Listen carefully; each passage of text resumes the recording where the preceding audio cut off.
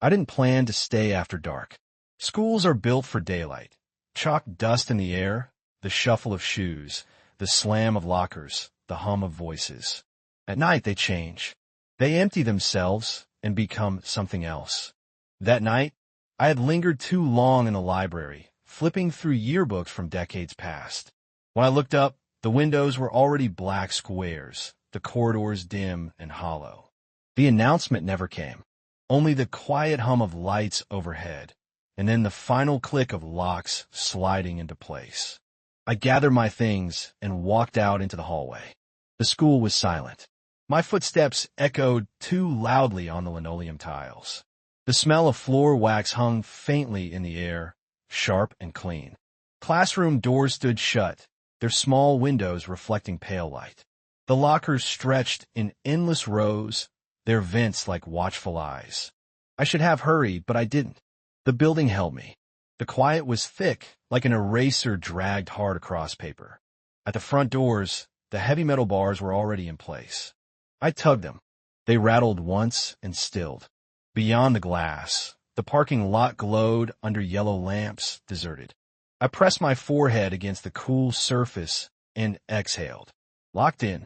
I laughed softly, though my voice sounded strange, bouncing back too quickly from the empty lobby. I turned back into the hallway. The lockers seemed taller now, leaning slightly toward me. One banged suddenly, the echo ricocheting down the corridor. I froze, listening. Another door creaked. The sound traveled slowly, as though the building had bones that shifted in the dark. I walked carefully, my shoes whispering against tile. At the corner, a bulletin board held faded flyers. Talent shows long past, dances already forgotten, safety drills from years before. The staples had rusted into faint red flowers. In the science wing, the smell of chalk and old chemicals lingered. A glass cabinet displayed skeleton models, bones wired together in still poses. One of them had its hand lifted, as though halfway through a question. I stood before it and waited, wondering if it would finish the gesture. The silence deepened instead. A clock ticked faintly, too slow, as though tired. I moved on. In the gym, the bleachers loomed, folded and stacked against the walls.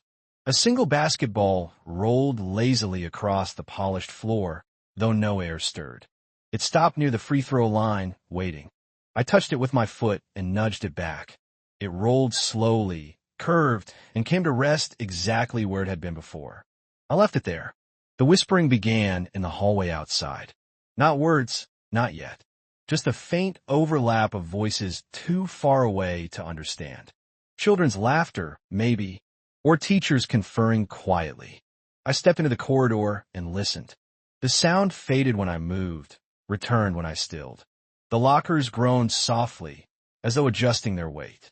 In the art room, paintings leaned against walls, their colors muted in the dim light. A clay mask stared up from a table, its mouth open in a permanent O. Brushes stood bristle up in jars, stiff with paint from long ago. I touched one lightly. It quivered as though someone had just set it down. The air smelled of tempera and dust.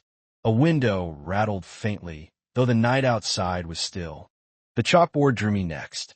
In a nearby classroom, it stood tall and dark, the faint ghost of old lessons still clinging to its surface. Numbers half erased, words blurred into smudges. I reached for a piece of chalk left on the tray. It broke under my fingers with a small snap. The sound seemed to run down the hallways, sharp and quick, like a stone thrown into water. A moment later, faint scratching answered from somewhere deeper in the school. Chalk on board. Letters being written in a hand I couldn't see. I walked toward it. Each step was slow, measured. The sound grew clearer. A word taking shape. While I reached the end of the corridor, the door to another classroom stood ajar. Inside, the board was covered with writing. Lines upon lines of words, but none I could read. The letters twisted and bent, looping into shapes that resembled language but refused meaning. They shimmered faintly, as though the chalk itself was still settling.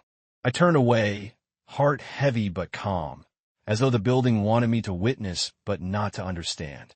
In the library again, the air was different. The books whispered. Not with voices, but with the soft crackle of pages shifting, covers adjusting on their shelves. The yearbooks I had left open had closed themselves, stacked neatly. The librarian's desk light glowed faintly, though I had turned it off. I walked between the stacks, my hand trailing over spines. The quiet grew warm here, less empty, more like a breath held gently in the lungs. Above, the intercom clicked. Static hummed. Then, a voice. Please remain in your classrooms. Calm, even but wrong. There was no one to hear it but me. The static lingered, then cut out. The silence returned heavier than before. I sat at a table, laid my head on folded arms. I thought I might sleep, but the chair creaked as if shifting beneath me.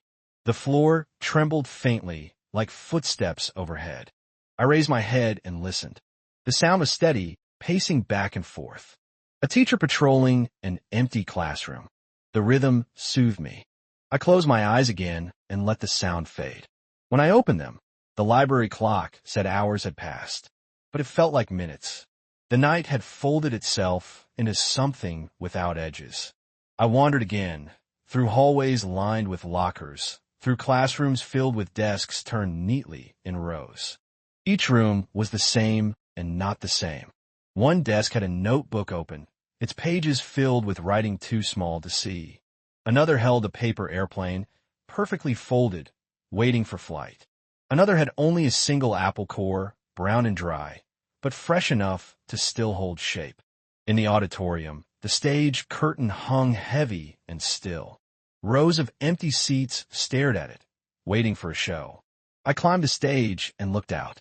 The air carried a faint murmur, like an audience just before play. I bowed quietly to no one. The silence bowed back. Time bent. The night pressed in, patient and endless. The school was not cruel. It was simply awake in ways it wasn't during the day. It breathed differently, spoke differently, moved differently. It asked nothing from me but my presence. I gave it. At last, the windows began to pale. The first hint of dawn. The intercom clicked again. A different voice this time, softer, "Good morning." The words stretched long, almost like a yawn. The lights brightened slightly. The lockers stilled. The chalkboards dimmed, their strange writings fading to smudges. The basketball lay motionless on the gym floor. I walked back to the lobby. The bars across the doors had lifted. The locks clicked open. Beyond the glass, the parking lot glowed faintly with morning. I placed my hand against the door, felt the coolness give way to warmth. The school was letting me go. I whispered, "Thank you," though I didn't know if it heard. Then I stepped outside. The air smelled fresh, damp with dew. Birds called faintly from trees along the sidewalk. Behind me, the school stood silent, its windows reflecting the new day. Children would arrive soon, with backpacks and voices, filling the hallways with noise again. But I had known the school in its other life. The nightlife, the quiet one. As I walked away, I carried that quiet with me. The sound of chalk on unseen boards. The slow echo of footsteps in empty halls. The soft creak of bleachers waiting for games to come. The knowledge that even a place built for children's noise can hold a secret, patient silence when night falls and the doors close. And sometimes, if you listen closely, you can still hear it. A locker slamming softly when no one is there. A desk creaking when the classroom is empty. A whisper in the intercom, meant for ears that are not yours. The night voice of a school that remembers every sound it ever held and repeats them when no one is watching.